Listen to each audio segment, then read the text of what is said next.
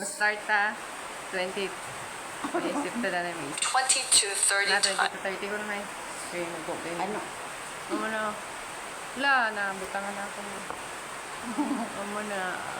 1, 2, 3, 4, pasaka. 5, 6, 7, 8, 9, 10, 11, 12. Ala, namit mo niya. 13, 14, 15. Pradlo-adlawan magiging na 16, 17, 18. Ang gamitan mo, diri lang ano kayo home.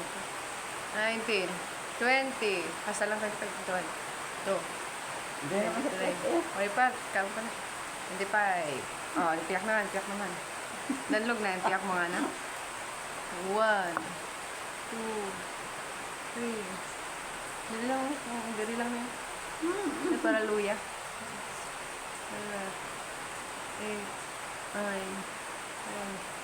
11, 12, 13, 14, 15, 16, 17, 18, 19, 20, 21, 22, 23, agay, 24, 25. Oh, ano tuloy rin sa agtang niya man? Paano ka tuloy? Alright?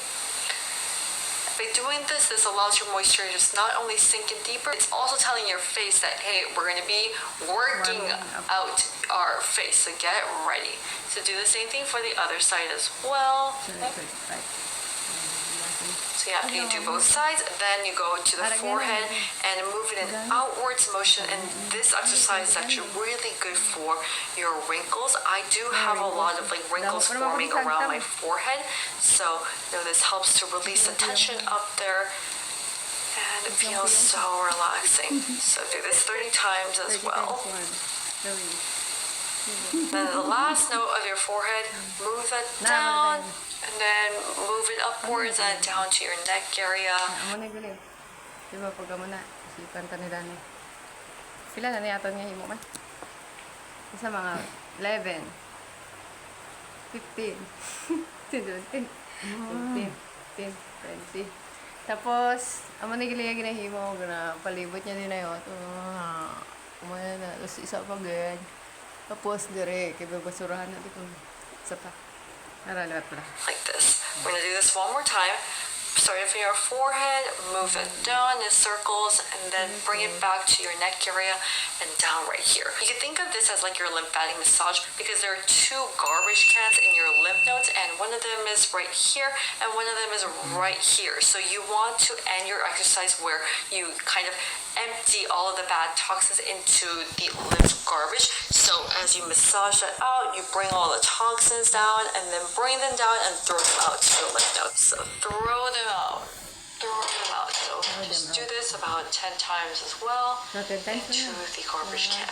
And immediately you're going to feel so much better. So consider that the warm-up of your workout, and now we're going to officially begin. So you need your hands near your knuckle area right here, and then we're going to start with our neck area. Okay?